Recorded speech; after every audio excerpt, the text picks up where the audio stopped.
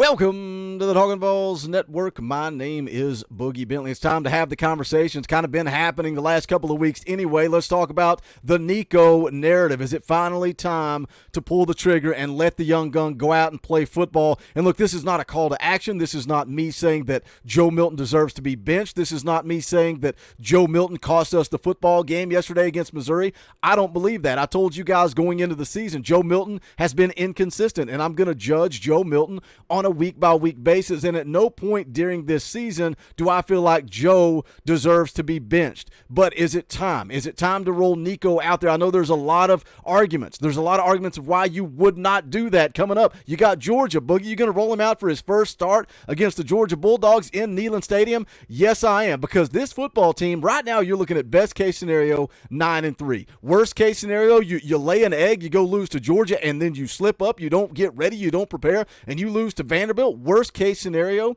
is 7-5. Looking at the comments section this morning on the day after video, looking at the live chat last night in the post-game show, I don't think anybody in this fan base is expecting to go out and beat Georgia. But let me tell you something right now. You want to light a fire. You want to spark a little something in this fan base and get them excited. You trot Nico Iamaleava out there against the Georgia Bulldogs. If I told you we're going to start Joe Milton the rest of the way, what do you think the best case scenario record is? You're going to say 8-4. What if I told you we're going to start Nico Iamaleava? What's the best case scenario? You're probably going to say 8-4. What if 9-3? I don't think there's a difference whether you start Joe or whether you start Nico. And again, this is not a call. This is not anti-Joe. I think we start preparing for the future, and we do it now. We're going to get into it. We're going to talk about it. But as always, I need you guys to do me a favor, and that's smash the thumbs up just below this video. It is quick, free, and easy, and it helps this channel. I would greatly appreciate it. Also, if you're new to the Talkin VAWLS Network, welcome. We're not experts. We're not insiders. We're not media. We don't talk at you here. We talk with you. This channel is for the fans, by the fans. If you like the content, make sure you subscribe. Click that bell for notifications. You're not going to miss out when we go live or when we drop a video. Tonight is your night, 7 p.m. Eastern Time, fan call-in show. You guys get to come on and voice your opinions. So make sure you tune in to that tonight at 7 p.m. Eastern Time. But let's get into it. Let's talk about Nico, and I want to start off before we kind of jump into Nico. I want to talk about Joe. And again, this is not a call to action. This is not me demanding that Joe Milton be benched. This is not me blaming Joe for the Missouri loss or any of the struggles that this football team has had this year. I think that one thing can be stated when you look at the 3 games that Tennessee lost, when you look at Florida, when you look at Alabama, and you look at Missouri, Tennessee was unable to run the football. And when they can't run the football, this offense has struggled. Now, you know, we talked about it last night, talked about it again this morning on the day after video. If you missed that post-game show, you missed this morning's video, go back and give them a watch. But one thing that we are all talking about is this offense as a whole has struggled. Why? I truly believe that it is a lack of trust in Joe. I think they are kind of dialing back the offense based on what he can and can't do. We've struggled to score in the red zone. Tennessee has struggled to punch the football into the end zone, in the red zone all year long. Why? We talked about it last night. The field shrinks. Windows get tighter. It's harder for Joe to make those throws. He's made mistakes in the red zone. He's turned the football over in the red zone.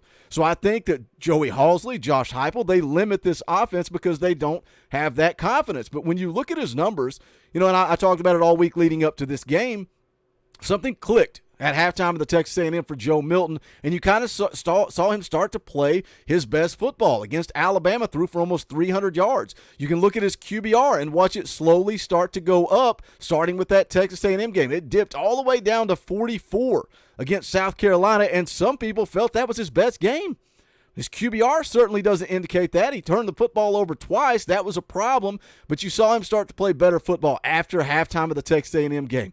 Alabama, almost 300 yards. Kentucky, only 3 incompletions. Connecticut, are we going to talk about Connecticut? I don't think that game even counts, but still, he was efficient, only 3 incompletions.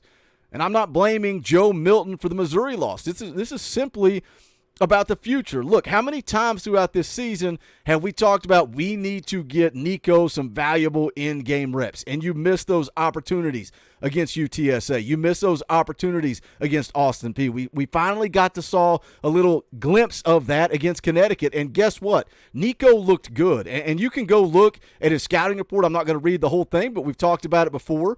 You look at his scouting report, and it talks about how he's got great pocket feel, ability to throw on time and anticipate. Says he's always had a big arm, but now he can change speeds, go through progressions, make accurate touch throws down the field look easy. We have seen him escape the pocket and consistently keep his eyes downfield. He's going through his reads. He gets out of the pocket. He's still looking to make a play with his arm. And if he needs to make a play with his legs, he goes and makes that play. The scouting report says he's a threat to take off and run for big yards when flushed on design plays. Tough kid as well, who will stand in and take a shot when he's running in the open field. Looks more like a big receiver than a signal caller. Says he's a natural leader with high compete level and great off-field work ethic. And that kind of leads me to the next thing. Some of the people that say, the people that doubt, the naysayers, the people that say, how can you be so sure about Nico? He's not ready. That's the big thing a lot of people like to talk about. Nico ain't ready. Why are you saying that? Are you in practice? Do you watch practice? How in the world would you know that he is ready? And you may say, Boogie, how in the world would you know that he is? How would you know that he is? If I say he isn't, how do you know that he is? Well, Josh Heupel told me coming out of fall camp. He said, I think he's ready to play at a really high level. All young quarterbacks, it's different when you get out there and it's a lot of live bullets and you don't have a right jersey on, but I really feel good about where he's at. He says command of our offense, being a really sound decision maker, fundamentally being able to get himself in a good position to be consistently accurate with the ball. I like what he's done. Josh Heupel's telling me right there he's ready. This was before they played a single game in 2023. You told me he was ready.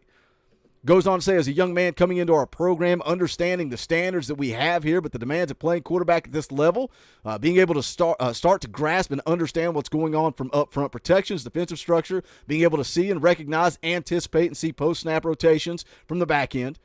Says at the end of the day, controlling his job and having his eyes in the right spot, he's a dramatically different player than he was in spring ball. Love the steps he took in the spring, too. This football team's got a lot of trust in him, which leads me right into the next argument. Well, what if we lose the locker room? What if Tennessee loses the locker room? And I was thinking about that this morning, thinking about Joe Milton. I was the biggest Joe supporter on the planet. I wanted to see Joe have success. And this isn't about benching Joe. This is about looking ahead to the future. This is about getting our golden arm, the kid with the $1 million arm, or should I say $8 million arm, ready for 2024. You think you're going to lose the locker room? You know, Joe, I don't know. Some people question, why is Joe starting? If Nico's ready, why is Joe starting? And it's all the speculation, that we do as fans. And that's fine. That's great. I'm here for those conversations. Joe Milton gave his all to Tennessee. Joe Milton came here, transferred from Michigan, lost a starting job to Hendon Hooker, sat and watched his best friend go out and have what should have been a Heisman Trophy campaign. He should have been in New York. We all know that. He was a good teammate. He was a supporter. Rolling into 2023, it's his time, right? And as Josh Heupel, I can only imagine, we talk about Joe could have transferred out. Joe could have transferred down. He could have gone somewhere else to play, but guess what? He chose us. He chose Tennessee twice. Chose Tennessee when he transferred from Michigan, and then he chose Tennessee when he got benched. He could have easily said, I'm out, I'm done, I'm transferring down. He could have also said, I'm done playing football. But he made that commitment to Tennessee, and I think Josh Heupel made that commitment to him to let him come back and have that final ride. But guess what? It's time to prepare for the future. If you're a good teammate, if you're a good brother, then you're going to support Nico in this opportunity, and it's time to roll out Nico. The Nico narrative is real. It's time to give him a chance. Would he lose the locker room? I'll present you with this exhibit. We talked about it last week. Nico's first touchdown inside of Neyland Stadium. Let's take a watch. Nico over the middle to Castles. Touchdown!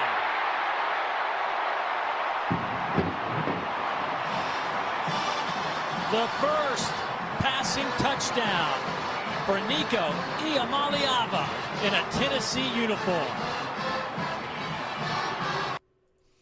You don't see those offensive linemen. You don't see those guys coming in to kick the extra point. What you can't see on that clip is Gerald Mincey full-on running off the bench and having to be restrained because he wanted to go out there and celebrate with Nico. You don't think this football team loves them some Nico Iamaleava? Going back to the scouting report, he's a natural leader. He has been at every level. He's a kid that's got his head on his shoulders. The kid is a gamer. He's a baller, and guess what? It is his time. The quote from McCallum Castles coming after that touchdown, he said, just for Nico to go out there and kill it the way he did was awesome to see. He says at practice, I get most of the reps with him every day, so it just kind of felt like second nature. He was spinning the ball out there, and for me to catch it, it was a big deal.